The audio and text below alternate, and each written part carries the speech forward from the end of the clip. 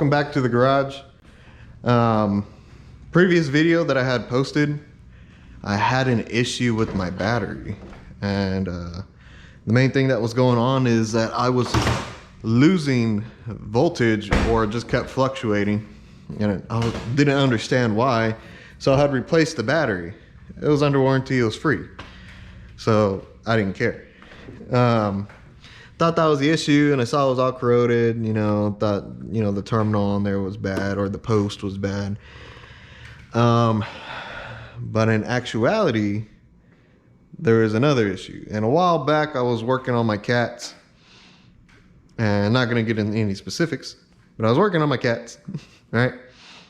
And there was a sensor on my passenger side, bank 2, which is this side, bank 1, bank 2. I could not get it off of the place that it was mounted onto for the life of me. I struggled. I even got like a little pry bar to pop it off. I could not get it off. And I was underneath the car. It was hot and I was sweaty. And I said, you know what, F this. And I just got some snips, cut it off right in between there, and then boom, perfect. Well, now it's come back to haunt me, and I'll show you why. And I'm not promoting anything, but this guy right here, great. This guy right here, it's called a depth tech. It is basically a boroscope camera. It's freaking awesome. Does by Wi-Fi. It's pretty long too. Has a little light on there. That way, if you need any light, you can. If it loads up, I'll show you in a minute. And then I'll also show you on the phone how to use it. So there's this app. It's called Depth Tech. Connect. There's your light. You can turn it down, no light at all. Turn it off, turn it back on, real bright. Hurts my eyes. Connect to the Wi-Fi. It's going to take you here. Go to regular Wi-Fi. You're going to want to find it when it loads.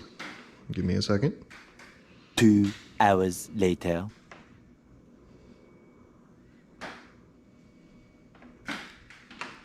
Five hours later.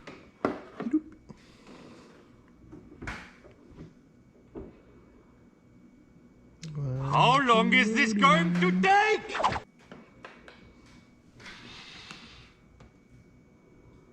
There it is. So you're going to want to find this guy, Depth Tech. You're just going to click on that. It's going to automatically connect to it.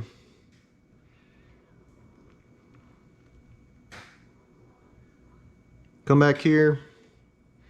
And then voila, you got your live view of everything that's going on. It's upside down right now. Let me flip it.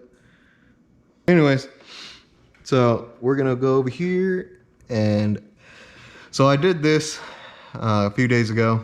I was trying to figure out what the hell's going on, and I thought my starter terminals basically got fried up again, and it happened to me before, and I wanted to check on my starter.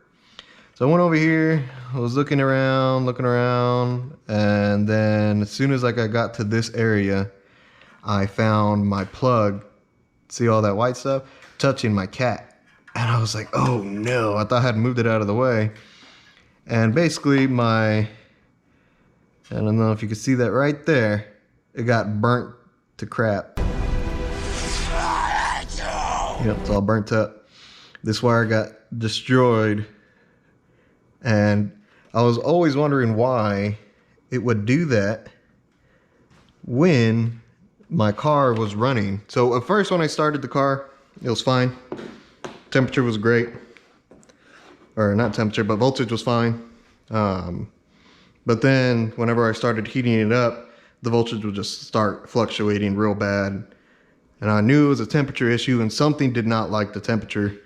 So I started digging around. Thought it was, this terminal at first. No, it wasn't that. Battery swapped out, still wasn't that. And then I went in there and saw that. So if it's directly touching that cat, making that contact, all that heat, basically destroying the wire, melting it. So I decided to get some handy dandy electrical tape. And I don't know if you can see that, put this light on there. I got I wrapped it around, pulled it out away from the cat. As you can see, it's no longer touching the cat anymore. There's the wire, boop, it's right here. Eventually I'm gonna have to replace this because I am still having a little issue, but it's not terrible like it was. So now I'm somewhere around, it's finally back at 14.5, 14.4.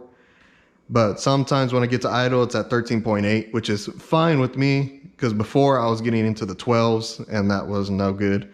I even went to go pick up my brother-in-law all the way.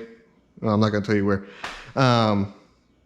It was about from after work, 30 minutes. And then I had to drive all the way back home, which was about another, I'd say, hour. Took the toll road. Luckily, I took the toll road. And halfway on the ride back, the car went into limp mode and I lost all power. And there was an 18-wheeler heading my way. So luckily I pulled over in time, got out. We looked at the car, trying to figure out what was going on. Turned it back on, came right back. And I was like, okay, so the car was way too hot driving for that long. And I'm in Texas. So it doesn't help that it's always hot over here. Poor car. So I was like, okay, something has to be going on. And that's when I found that guy, moved it out of the way. Voltage is reading perfect. Or not as perfect, but perfect enough for me to be comfortable in driving. I am going to have to swap that out. That's about like a $40 plug maybe at most. Hopefully it's not crazy ridiculous because I know Corvettes have a Corvette tax on all their parts.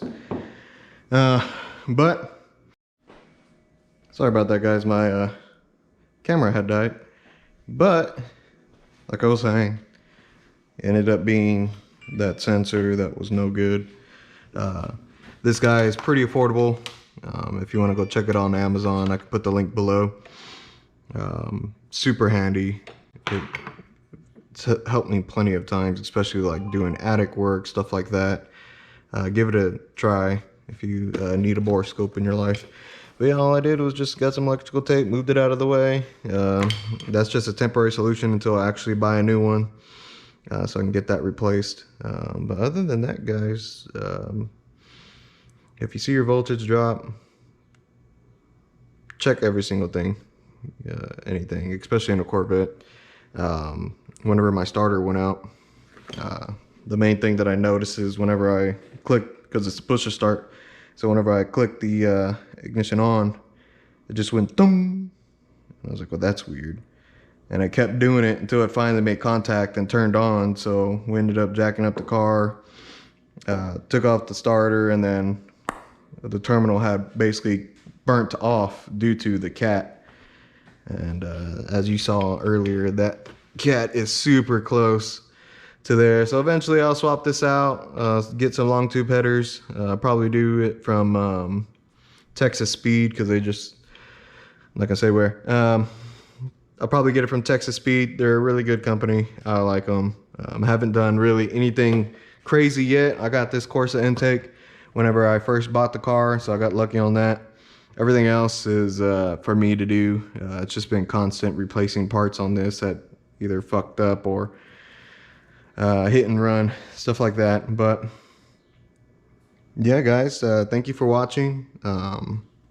That is my current issue with this guy. I'll show the replacement video whenever I get around to it, but thanks for watching.